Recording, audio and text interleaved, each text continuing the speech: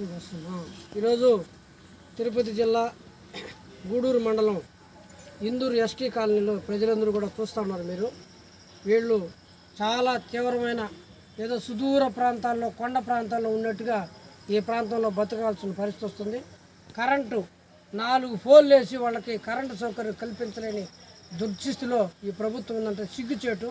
గూడూరుకి కోతవేట దూరంలో ఉన్న ఈ ప్రాంతంలో ఇటువంటి దుర్మార్గంగా ఎన్నిసార్లు అధికారుల దృష్టికి తీసుకొచ్చినా, ఈ రాజకీయ నాయకుల దృష్టికి తీసుకొచ్చినా ఇది ఏమాత్రం వాళ్ళు చర్య తీసుకోకుండా వీళ్ళు వేధిస్తూ ఉన్నారు, ఇబ్బంది పడుతున్నారు. ఒక నీళ్ల కోసం ఒక మహిళ 40,000 రూపాయలు ఖర్చు పెట్టి పైప్ లైన్ తీసుకోవాల్సిన పరిస్థితి వచ్చిందంటే ఈ ప్రభుత్వం ఉండి ఎందుకు లేక ఎందుకు అన్నట్టుగా వ్యవహరిస్తూ ఉంది. మననే పవన్ కళ్యాణ్ గారు మొత్తం ఇక్కడంతా కూడా గ్రామ సభలు పెట్టి ఈ గ్రామాల అభివృద్ధికంతా ఉపాధి పనులన్నింటినీ కూడా ఏర్పాటు చేయాలని చెప్పి ప్రకటించారు. నేను ఇప్పుడు విజ్ఞప్తి చేస్తున్నా, ఖచ్చితంగా వ్యవసాయ కార్మిక సంఘం తరఫున వెంటనే ఈ కాలనీలో గాన వీళ్ళందరికీ కరెంటు వారం రోజులు కల్పించకపోతే నేరుగా వచ్చి నేనే కూర్చోవాల్సి వస్తుందని చెప్పేసి హెచ్చరిక చేస్తున్నా. ఇప్పటికే వీళ్ళందరూ కూడా ధర్నా చేసి ఆర్డీఓ గారికి విన్నవించారు. ఇక్కడ చాలా సందర్భాలుగా తెలియజేయడం జరిగింది. ఇది చాలా దుర్మార్గం.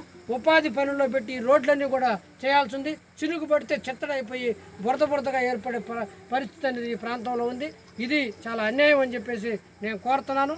వెంటనే ఈ ప్రభుత్వం ఇది కానీ చేయకపోతే ప్రత్యక్ష కార్యాచరణ వ్యవసాయ కార్మిక సంఘం దిగాల్సి వస్తుందని చెప్పేసి ఈ ప్రభుత్వాన్ని హెచ్చరిక చేస్తా ఉన్నాం.